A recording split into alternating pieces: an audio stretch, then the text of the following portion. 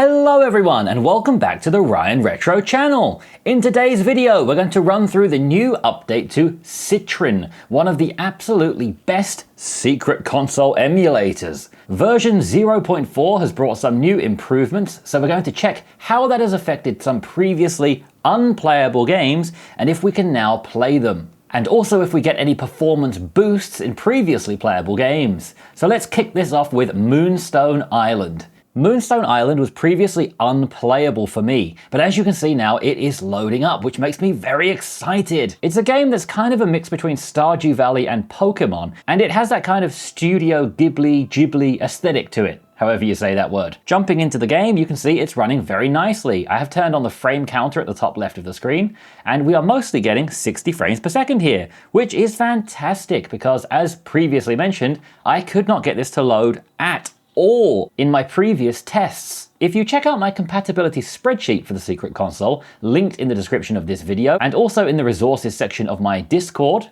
you can see another user actually did get this working in Sudachi as well, so I'm happy that this game is now working fine. And just on the topic of that compatibility spreadsheet, we've now added a new feature to the Discord channel where you can thumbs up or thumbs down other entries, so together we can start amassing scores and getting some really trustworthy and verified scores together. So hopefully the compatibility spreadsheet will become even better and be a great resource for this community. So in my testing, Moonstone Island has gone from unplayable to perfect. The next game we're going to test is Everafter Falls. This one ran perfectly with one controller, but if I set up a second controller for co-op play, it crashed the game every single time. So before we get into the game, let's set up that second gamepad now. This is my 8-bit Do SN30 Pro for Android. This is the Xbox version. I bought this because it nicely matches my Retroid Pocket 5. As you can see here, it's connected to my Retroid Pocket 5 via Bluetooth. So let's now go to the settings, controls, and let's map player 2 to this SN30 Pro. Now we have a second player connection. As you can see, it is working fine. So let's now jump into the game, make the Retroid Pocket 5 player 1, this player 2, and see if we can control both characters at the same time. So here we have a co-op game of Everafter Falls, and let's check if it works with the two controllers. So if I push a button here, it will launch me into a kind of single player mode where I can move around, I can use my weapons, everything works fine, it's very smooth and fluid, a solid 60 frames per second, and it's running beautifully. This was always the case, but what used to happen was when I connected the second player, everything got very laggy, and it often just quit me out of the game entirely. So let's check if this new update of Citron has helped fix the issue. So let's press A on the second controller, and we're now into a two-player co-op game. This one is also very, very smooth. I can run around, we're still sitting at a very solid 60 frames per second. Once again, I can use my sword and smash the grass.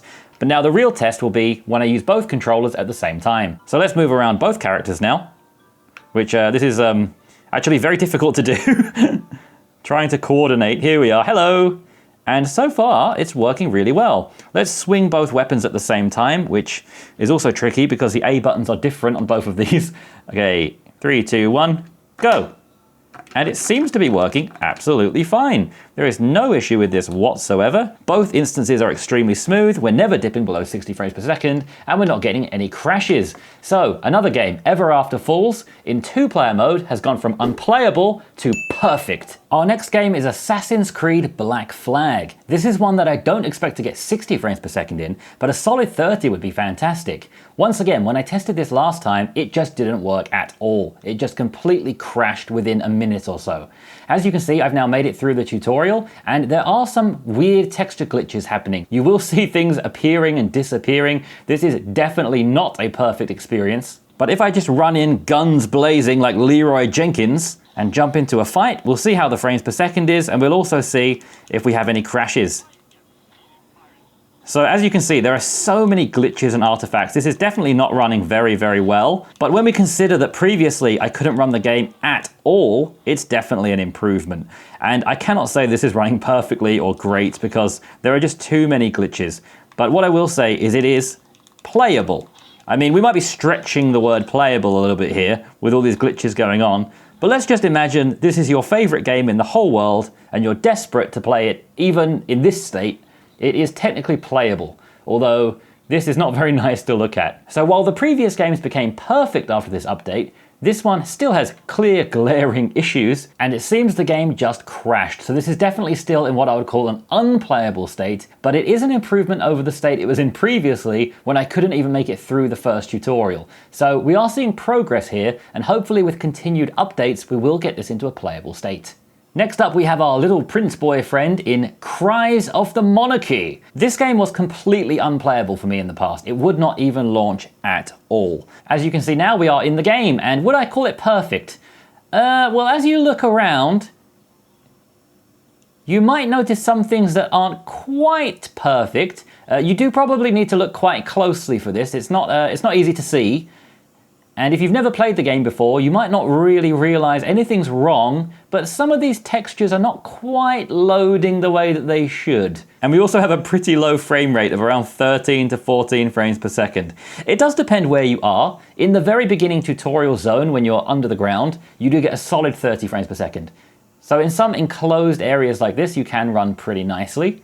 But in these open areas, yeah, definitely not running very well, and definitely having some issues with graphics and textures right now. But I have to say, it's a big improvement over my previous tests, when the game just wouldn't run at all. I couldn't even open the game. So we've gone from a game that doesn't launch to a game that doesn't really launch exactly as it should, but we are able to run around and play the game. So while this is absolutely as far from perfect as you could possibly be, I would say this game has gone from completely unplayable, and I was going to say playable, but it just crashed again. So nope, still unplayable, unfortunately. But what is good is we are seeing improvements. So now let's look at another game from that same little Prince Boy series, one that almost did run perfectly. And let's see how the improvements can help there. So here is our little Prince Boy friend once again. This time we are playing Exhale of the Crazy.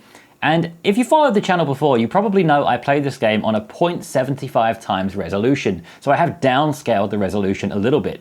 Whereas right now, I'm actually playing this at 1 times. It is in handheld mode, bear in mind, so that's 720p, not 1080p. But as you can see, with a 1 times resolution, maybe this frame rate's a little bit hard to see, so I'm going to turn on the floating icon. Now, as you can see, at a 1 times resolution in 720p, we are mostly getting around 30 frames per second. You do get the occasional dips. Of course, what you're doing is quite important, but we are mostly getting 30 frames per second here. Let's just use the gyro of the Retroid Pocket 5 to aim at this guy's head.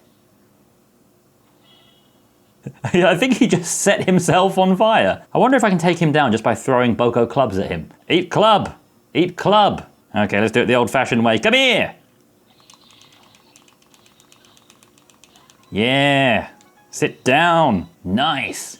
So as you can see, we pretty much have a solid 30 frames per second. And again, if you did have slowdowns, feel free to lower it down to 0.75 times. The game still looks fantastic, especially if you add a little bit of sharpening. But honestly, with the new updates here, we are running pretty solid at 30 frames per second, which is a clear improvement over my previous tests where I was forced to lower it down to 75%. So once again, this is a huge win for Citron. So this video was an update on how things are going in the emulation world. I hope it was useful and informative for you. If it was, please give me a like and subscribe if you didn't already. Check out all of the links in the description of this video to join my Discord, check out my Patreon and Ko-fi. I've also just set up Facebook, Instagram, Threads, absolutely everything, depending on what you might want. You should find something on there, and I will be posting to all of them very soon, so feel free to join those if you're interested. If you'd like to pick up your own Retroid Pocket 5 like I've used in this video, you'll find my affiliate link in the description as well, which takes you directly to the official Retroid store, the same place I bought this one. And I'll see you again next week for far more gaming content. See you then.